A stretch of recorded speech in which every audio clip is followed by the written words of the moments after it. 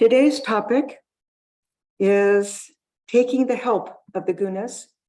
This whole month has been on the Bhagavad Gita, or on the last chapter, chapter 18. And it opens with Arjuna asking the question, a very good question. I want to learn the truth about renunciation and non-attachment. These two are different. They're connected, but they're different. What is the difference between these two principles? He asks. In verse 2, Sri Krishna begins, the sages tell us that renunciation means the complete giving up of all actions which are motivated by desire. And they say that non-attachment means abandonment of the fruits of action.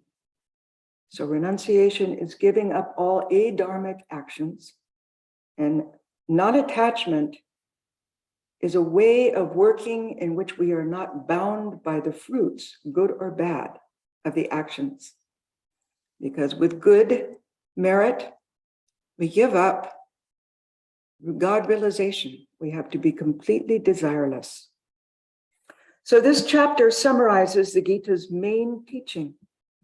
When Sri Ramakrishna was asked the significance of the Gita, he said, it is what you find by repeating the word 10 times. It is then reversed, Gita, Gita, Gita, into Tagi, Tagi, Tagi, which means a person who has renounced everything for God. And the lesson of the Gita is, O man, renounce everything and seek God alone. And the master added, whether a man is a monk or a householder, he has to shake off all attachment from his mind. So Vivekananda would agree with Sri Krishna. He said the secret of work is when we make every action an act of sacrifice, a sacrament, a worship wherein our past karmas are purified and diminished. When spiritual aspirants engage in selfless service, they are practicing both renunciation and non-attachment while living in the world, and they are advancing spiritually. Karma yoga is one of the hardest yogas. To help us better understand how to perfect our renunciation and non-attachment, Sri Krishna shows how the three gunas, sattva, rajas, and tamas, operate within all our endeavors. He explains how renunciation itself is of three kinds. Only renunciation of the ego itself is genuine renunciation, and that is of sattvic quality. And work is a means to realization by first renouncing the fruits of our action. Second, renouncing the sense that I am the doer. And third, by striving to experience the personal God, Ishvara, alone is the author of all actions. Now that's not just a saying, that's an experience. It's a spiritual experience of a very high order. So our goal is high, but there is a means to achieve it. In verse 21, we learn there are three kinds of knowledge one can strive for. To have a distorted view of the world is tamas. To experience a variety of everything we see all around us is rajasic. Or to experience oneself in all is sattvic. Swami Pravrajika in his Gita commentary described the experience. When illumined, this world of multiplicity disappears in the realization of oneness. That's nirvikalpa samadhi. After returning to normal consciousness, one sees this world of multiplicity, but also the unity in the diversity, the one in the many. That is sattvic knowledge. Now that's To us, that's just words. But to one who is an advanced sadhaka, one who has experienced this, it is a blissful experience itself. We saw in verses 23 and 25 of chapter 18 how the three gunas manifest in our approach to any work. We are inspired by sattva when we feel our work at hand is sacred, and we perform it without attachment. Any work can be sacred, and that reminds me of a beautiful experience. My guru, who was a disciple of Swami Brahmananda, used to tell us when they were entering a famous temple in India with Swami Brahmananda, along with various monks, Maharaj went to the sweeper, took his broom, and began to sweep outside the temple. And it was such an inspiring sight to see this man of God preparing to enter the temple in this way. One of the junior monks who saw this also went and picked up a broom and began to sweep in imitation, but it was flat compared to what they saw in Swami Brahmananda. We feel all work at hand is sacred.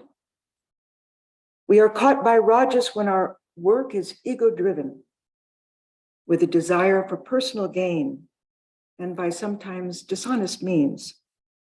And we're deluded by tamas when our work is undertaken in a mindless, thoughtless, and lazy way. And sometimes that's just how the gunas play with us. So we're capable of all levels of work, but of course we strive for the sattvic level. We find in spiritual life, knowledge of the three gunas provides us with an invaluable guideline by which we can carefully choose how to move in our life. In verses 26 and 28 of the 18th chapter, Sri Krishna continues with these helpful guidelines. He says, "The doer without desire, who does not boast of his deed, who is ardent, enduring, untouched by triumph, in failure untroubled, he is a man of sattva.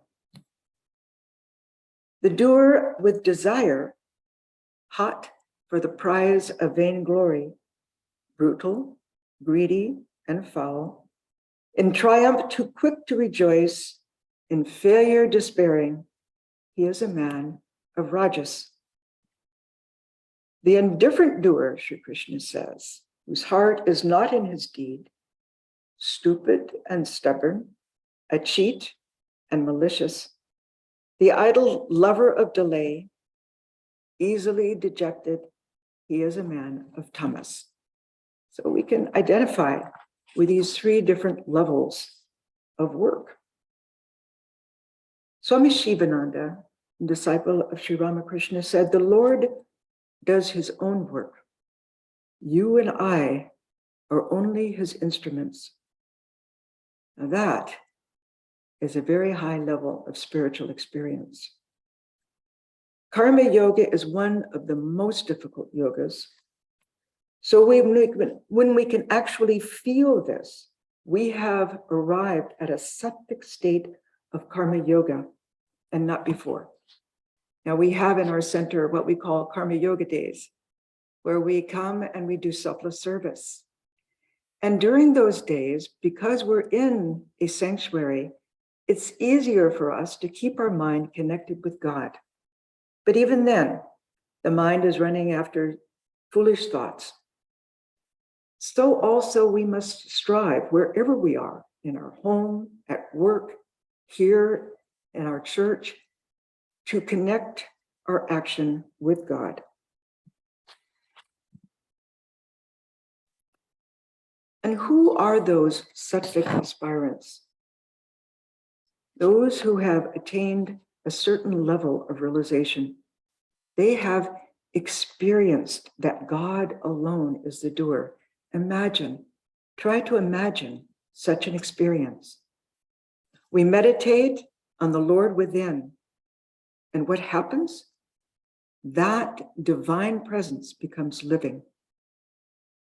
And it exudes in everything we do. We begin to live, move, and have our being in that divine presence. Swami Shivananda said, one who has gone through a lot of spiritual disciplines, the Lord makes such a person his blessed instrument. He alone can work in the right spirit. Work that lacks the spirit is a waste of energy. That's how it looks to a person of realization. Sri Ramakrishna described what sadhana one must undergo to become a real instrument of the Lord. He said, rely on him. Be like the dry leaf at the mercy of the wind. That kind of reliance comes from real pilgrimage, taken without money, food, or possessions. Swami Vivekananda had that experience during his wandering days after Sri Ramakrishna's passing. He said, everything is his. What are we? Is he dead? Is he sleeping? He without whose command a leaf does not fall, a heart does not beat, who is nearer to me than my own self. It is bosh and nonsense to do good or do bad or do fuzz. We do nothing. We are not. The world is not. He is. He is. Only he is. None else is. He is. Now that was written from the realization of that consciousness. But without that realization, we can still aspire towards sattvic karma yoga by daily and mindfully cultivating a worshipful attitude toward work. See, we do worship here at the altar, but those devotees who have struggled for many years also do worship when they're in the kitchen. When they're at work, when they're out gardening. Every act is a worship.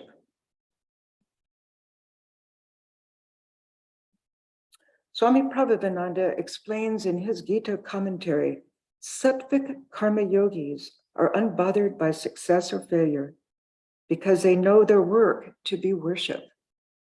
You see?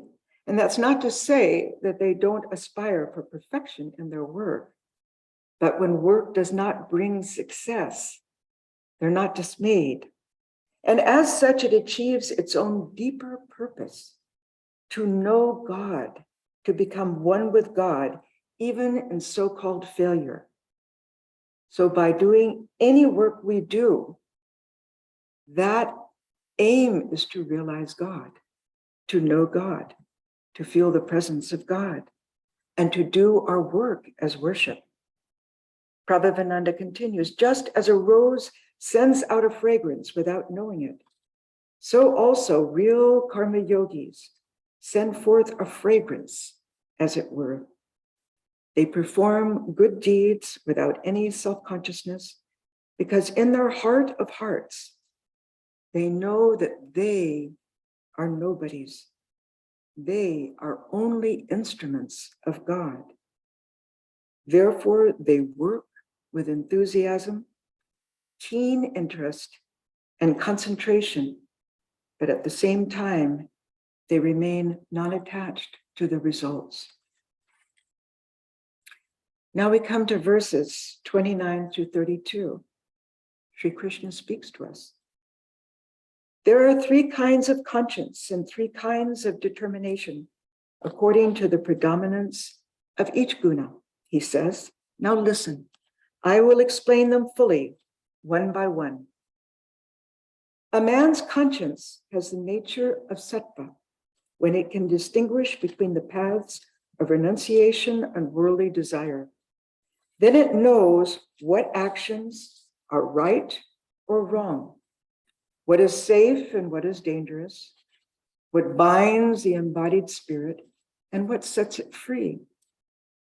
But when the conscience cannot distinguish truly between right and wrong, or know what should and what should not be done, then it has the nature of rajas.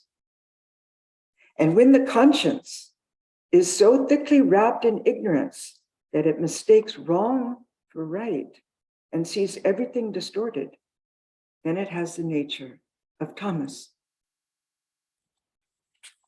Now, here Sri Krishna tells us that the gunas are also reflected in our differing levels of understanding and firmness, so we can see for ourselves in which category we find our level of discrimination. And spiritual life is very interesting because we are using the mind as an instrument to investigate the mind. This is what mindfulness practice is all about. And as we gain in strength, so we go deeper into the caverns of the mind and are able to root out, all the imperfections. There are two paths. One is pravriti, which means revolving towards, and the other is nivriti, which means revolving away from the world and moving inward towards God. Vivekananda explains for us. The revolving towards is what we call the world, the I and mine. It includes all those things which are always enriching that me, my wealth, my money, my power, and name and fame, and which are of a grasping nature, always tending to accumulate everything in one center, myself. When this tendency begins to break, he says, when it is nivriti, or going away from, then we begin morality and religion, dharma. And he says, the very perfection of it is entire self-abnegation, readiness to sacrifice the mind and body and everything for another being. When a man has reached that state, he has attained to the perfection of karma yoga. This brings to mind a very powerful incident many of us read about in the newspaper. It was years ago, decades ago, when there was a terrible freeze and an airplane crashed into the Hudson River. And the passengers got out of the plane and they were there in this freezing water. And a man on the bridge dove into the water. He saved the first person. He saved the second person. He saved the third person. And then he was overcome and drowned. What selflessness. See? We see life examples all the time in these people who act as nobodies. They leave their ego aside and serve the other. Now let's take a look at these two paths, pravriti and nivriti, through the lens of the three gunas. We naturally follow the path of nivriti, renunciation, when sattva predominates. We understand that any job, duty, or desire that causes us to deviate from our spiritual path is harmful. But when the conscience cannot distinguish truly between right and wrong, as Sri Krishna says, and we're confused about right and wrong, then rajas predominates within us. A rajasic nature has the capacity to turn out an enormous amount of work, but such a person is always scheming for personal gain. See, that's the motive. Whether it's a higher salary or it's feeding the family, it's still for personal gain. Not that we shouldn't feed our family, but still it's for personal gain. Swami Nikhilananda, in his Gita commentary, goes so far as to state, in this context, the influence of rajas is the cause of 3/4 of the false and distorted understanding of mankind. Okay. And as Sri Krishna says, when the conscious is so thickly wrapped in ignorance, in other words, tamas prevails and the mind of such a person is so confused, it cannot distinguish between right and wrong. So in our lives, we may have found ourselves influenced by each of these gunas. But once we're on the spiritual path, we gradually evolve and become established in sattva. It's a process. We don't become illumined overnight. It's something that we are working towards every day, every moment of the day. In this connection, there's a beautiful story, how Swami Vivekananda infused sattva into the mind of one of America's great philanthropists, John D. Rockefeller.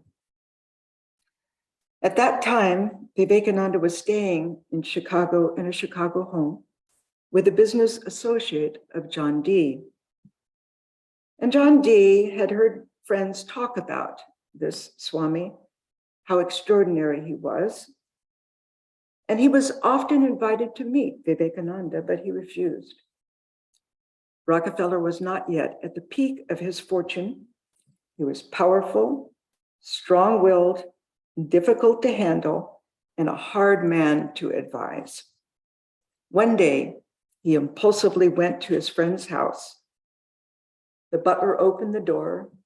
He brushed aside the butler, walked in, and said, "I want to see the Hindu Swami." The butler ushered him into the living room, but Rockefeller boldly entered Swami Vivekananda's adjoining study.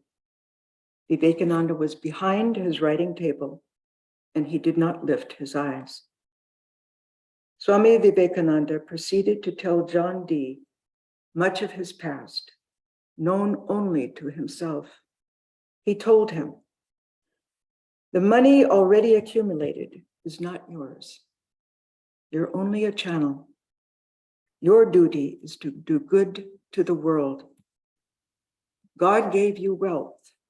You have the opportunity to serve people." Rockefeller was annoyed that anyone dared to tell him what to do.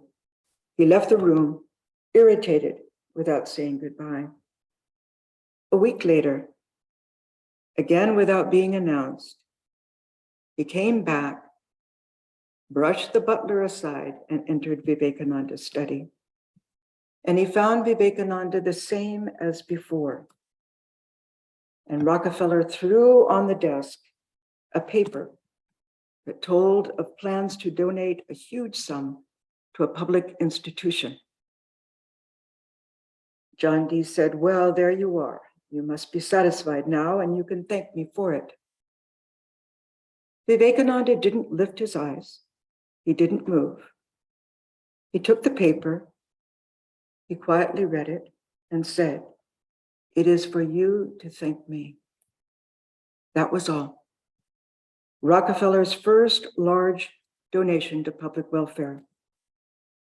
In the 1890s, Rockefeller entered his career of philanthropy, and he became interested in religion.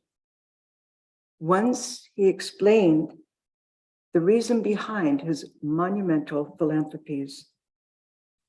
There is more to life than the accumulation of money. He explained, money is only a trust in one's hand. To use it improperly is a great sin. The best way to prepare for the end of life is to live for others. That is what I am trying to do. Verses 33 to 35. Sri Krishna speaks to us.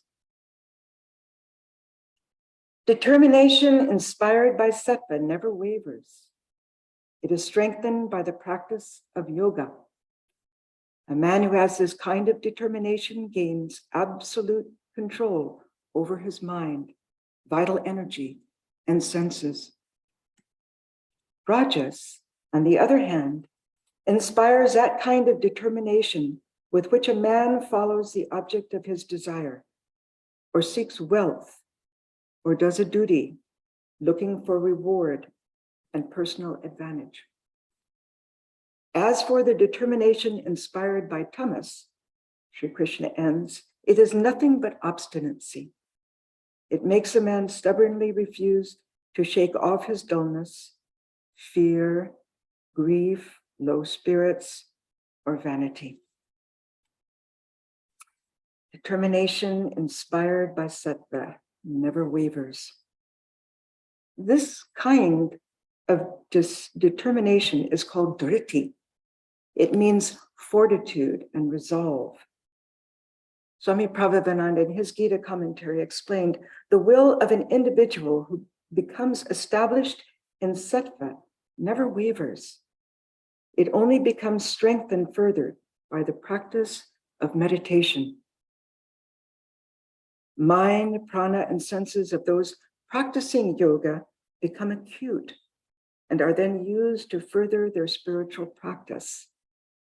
So all of this feeds the field of spiritual life within us. On the other hand, the rajasic person's will is directed towards dharma, but also to desire and wealth. This will suits the temperament for the lay devotee's station in life, and it's perfectly legitimate. King Yudhishthira of the Mahabharata is a householder's model for upholding dharma, and in turn, dharma protected him throughout his life. Now we come to verses 36 through 39. Shri Krishna says, "And now, Arjuna, I will tell you about the three kinds of happiness. Who knows the Atman knows happiness. Born of pure knowledge, the joy of sattva, deep his delight after strict schooling, sour toil at first, but at last with sweetness, the end of sorrow. Senses also have joy in their marriage with things of the senses." Krishna goes on, "Sweet at first, but at last how bitter. Steeped in rajas, that pleasure is poison. Finally, bred of tamas is brutish contentment, and stupor and sloth and obstinate error. Its end, its beginning alike are delusion."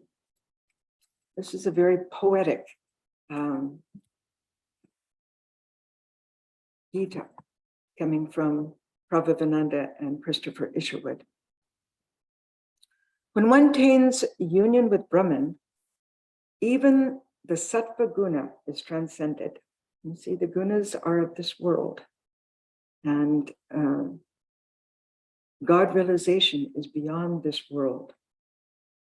But before that experience, individuals seek happiness through all the three gunas.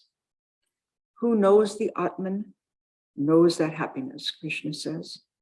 So unlike worldly happiness, the joy of sattva doesn't come immediately. It comes after much inner sadhana and hard struggle, often undergoing challenging, dry periods. We can't assess our spiritual life when we're spiritually dry. That's also a process in our spiritual life. One time, a former nun came to my guru and said she felt very spiritually dry. And Swami Prabhupada said to her, "You're on the train, and the train is moving, whether you sleep or you're wide awake. See, once you step over the line, become initiated into spiritual life, you enter the train. And the momentum of that train takes us forward." But those who have become absorbed in meditation upon the Atman tell us that then one feels a sweetness a joy, the joy of sattva. Yes, it's an experience. Swami Brahmananda said, to live in God is pure joy. When once you taste the joy of the Lord, all other pleasures become insipid. See, that joy stays with us. It fills us like nothing else can. Sri Krishna says senses also have joy in their marriage with things of the senses, sweet at first, but at last how bitter. We all understand that those who enjoy living their lives through the senses undergo great pains to keep their body beautiful and youthful, but to no avail. All compounded matter must decay. Swami Asheshananda used to tell his students this just about every single week. All compounded matter must decay. The body ages and the senses grow weak, and so the lives of the sense-bound end in frustration. You see?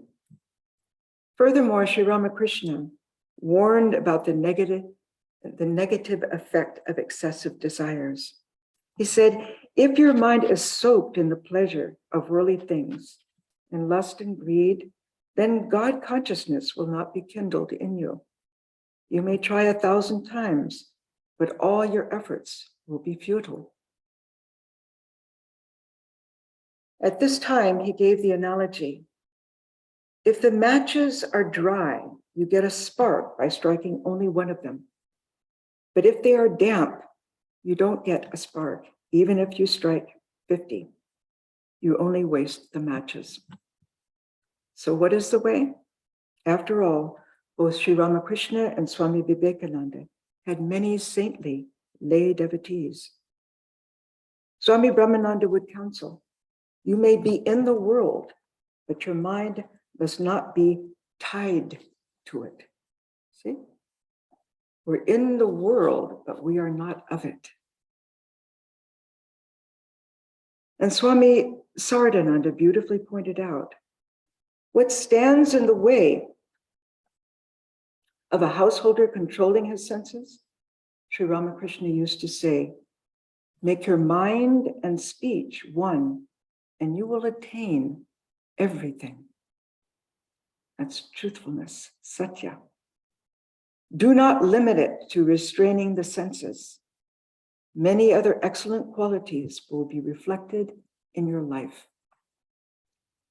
See, Gandhi practiced that virtue, truthfulness. And of course, nonviolence.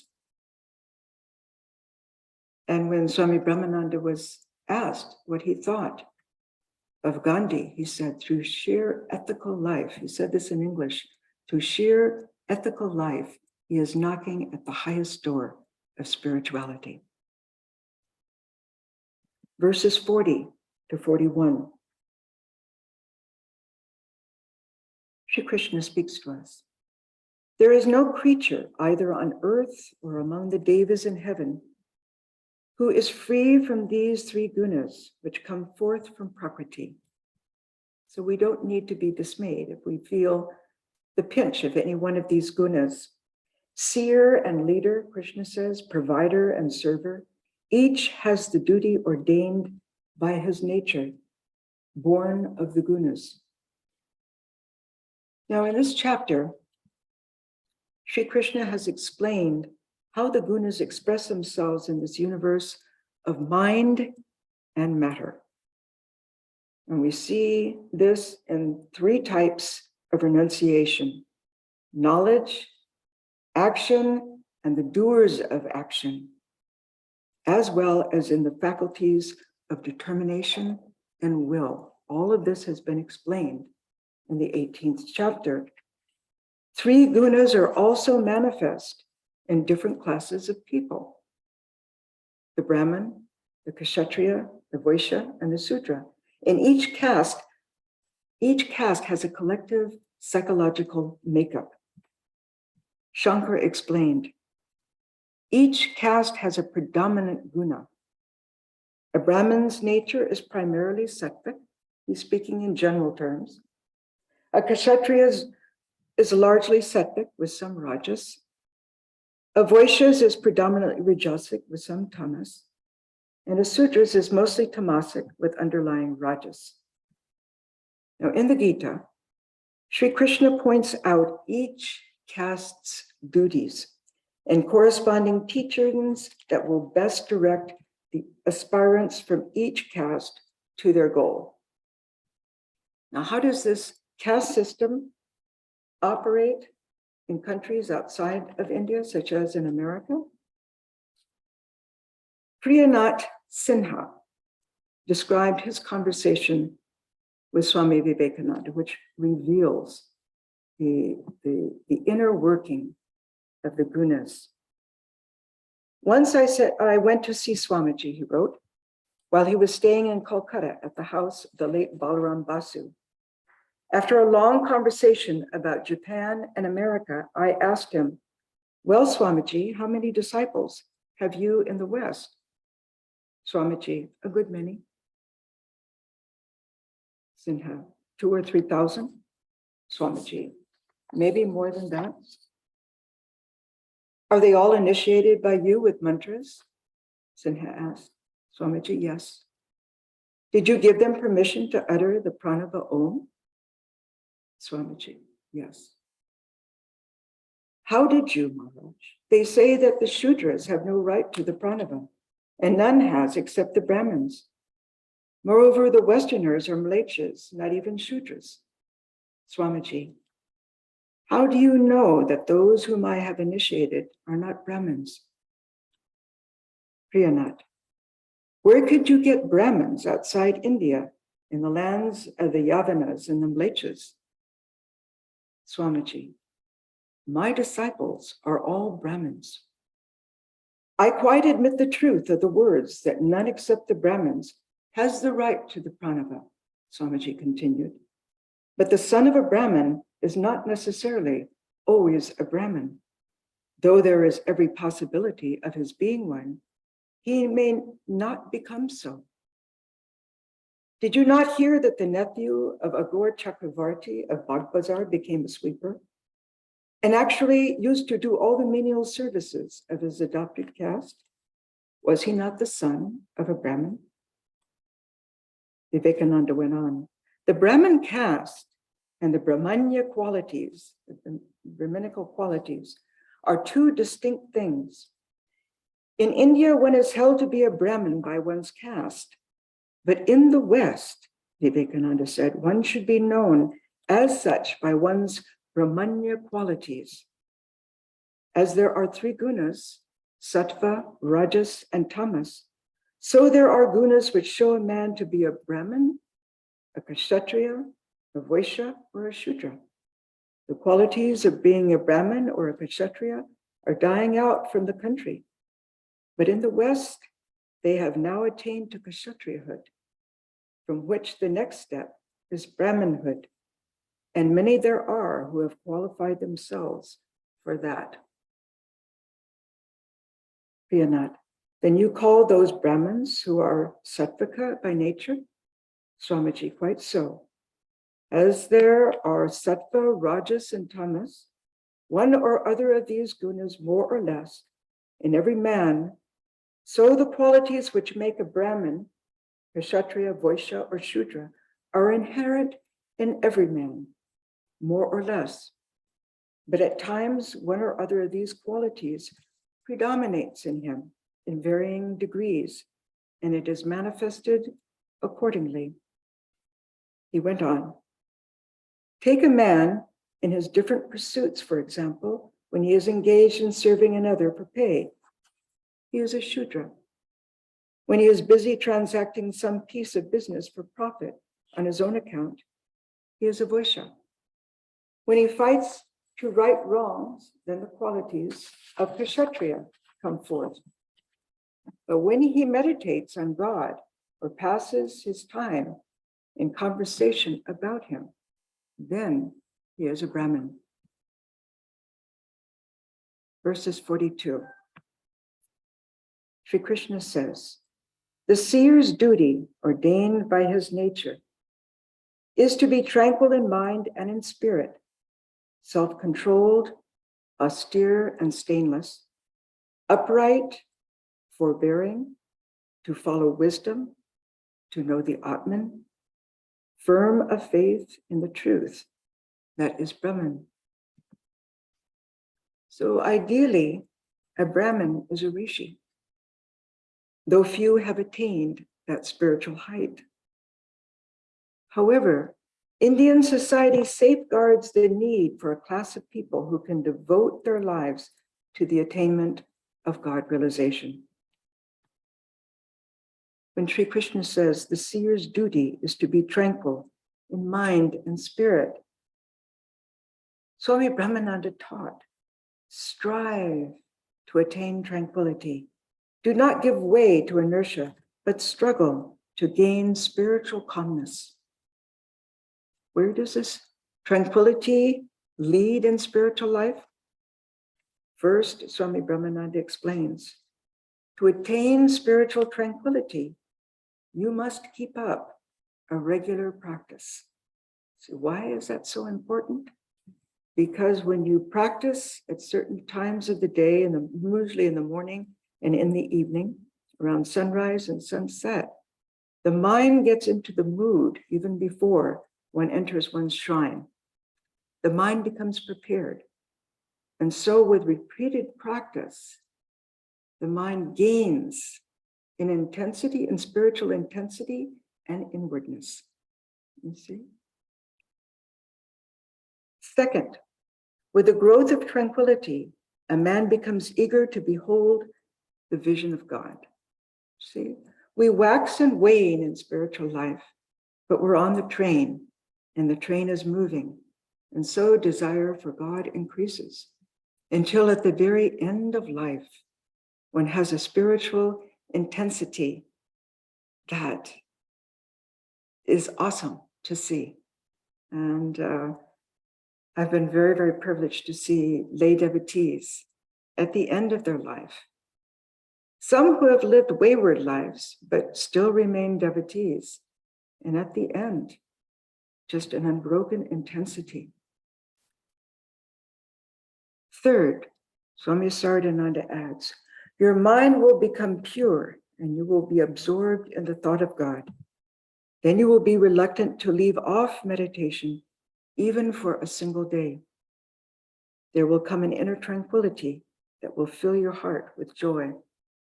Now, even newcomers to Vedanta, when they've been advised by their guru when to meditate and so on and so forth, and if a day goes by and they're unable to meditate in the morning, they don't feel right all day.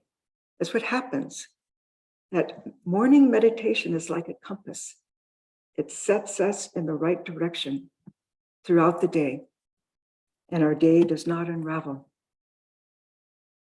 The practice of tranquility is striving for the seer's mental poise. That is what we want, that equanimity in the midst of the pairs of opposites, heat and cold, pleasure and pain, happiness and misery, life and death.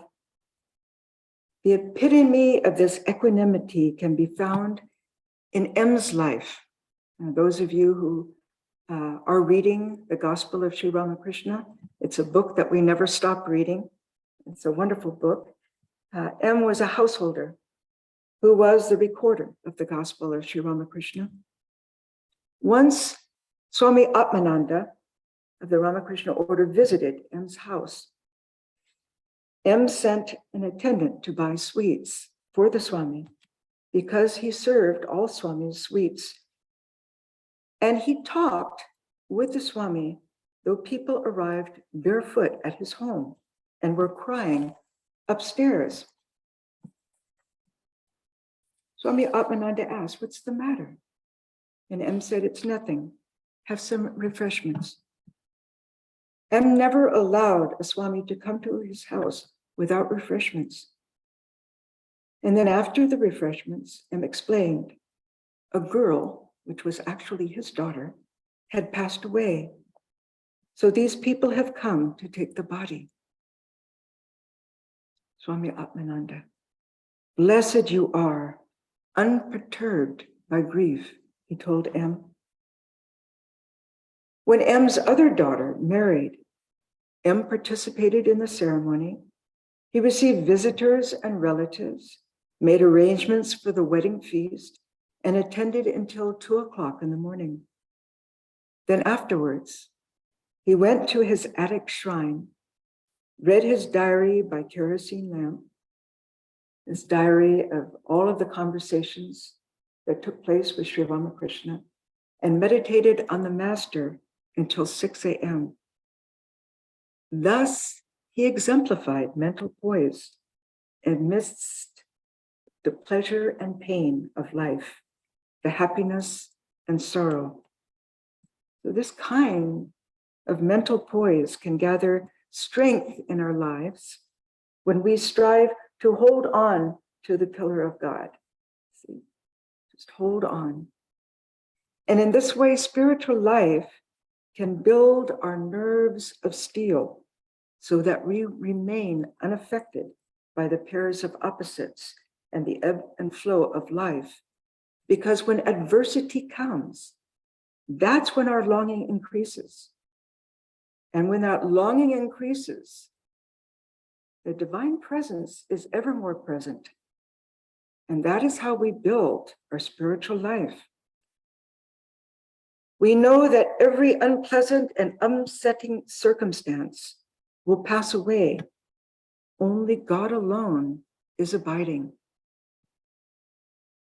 What is the self-control that Sri Krishna teaches? Vivekananda describes the effect of self-control in spiritual life on our psychophysical being. He said, "A carriage with 4 horses may rush down a hill unrestrained, or the coachman may curb the horses. Which is the greater manifestation of power, to let them go or to hold them? A cannonball flying through the air goes a long distance and falls. Another is cut short in its flight by striking against a wall, and the impact generates intense heat. All outgoing energy following a selfish motive is frittered away," the Swami explained. "It will not cause power to return to you, but if restrained, it will result in the development of power. The self-control will tend to produce a mighty will, a character which makes a Christ or a Buddha." So what is the power that comes from self-control? It is called ojas. Again, Vivekananda explains, all energy has to be taken up from its seat in the Muladhara, the base of the spine, and brought to the Sahasrara. The yogis claim that of all the energies that are in the human body, the higher is what they call ojas.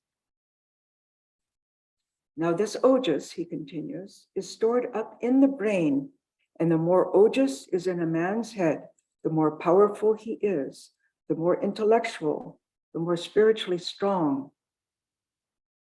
One man may speak beautiful language and beautiful thoughts, but they do not impress people. Another man speaks neither beautiful language nor beautiful thoughts, yet his words charm. Every movement of his is powerful. That is the power of ojas. Swami Pravrajika succinctly summarizes the meaning of this verse. What is the self-control that Sri Krishna teaches? To live in the midst of sense objects without reacting. After all, where is passion, if not in the mind? Furthermore, austerity does not mean giving pain to the body. It means practicing truthfulness, nonviolence, abstention from greed, and the like. And stainlessness is nothing other than purity of heart. Verses 43 to 46, and we're coming to the end here. Sri Krishna says, the leader's duty ordained by his nature is to be bold, unflinching, and fearless. subtle of skill and open-handed, great-hearted in battle, a resolute ruler. Others are born to the task of providing. These are the traders, the cultivators, the breeders of cattle. To work for all men, such is the duty ordained by the servers. This is their nature. All mankind is born for perfection, and each shall attain it, will he but follow his nature's duty.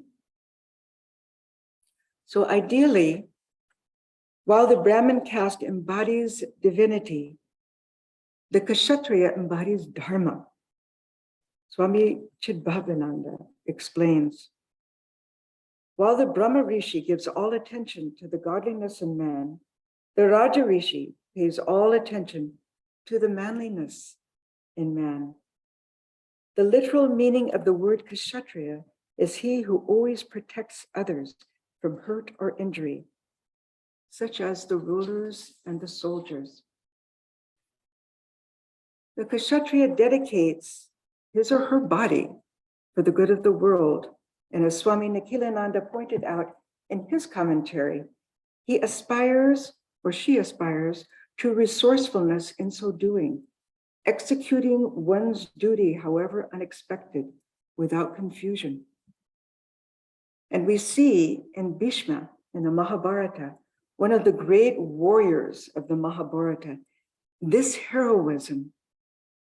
Bhishma was related to both righteous Pandavas and their enemies, the Kauravas. But according to a previous oath he'd taken, he was committed to fight on the side of the Kauravas at the Battle of Kurukshetra. On the 10th day of the battle, Pandava Prince Arjuna pierced Bhishma with a plethora of arrows and paralyzed him on a bed of arrows. After 51 nights on the arrow bed, Bhishma left his body. A Vaishya creates and distributes society's material wealth through farming, animal husbandry, and trade.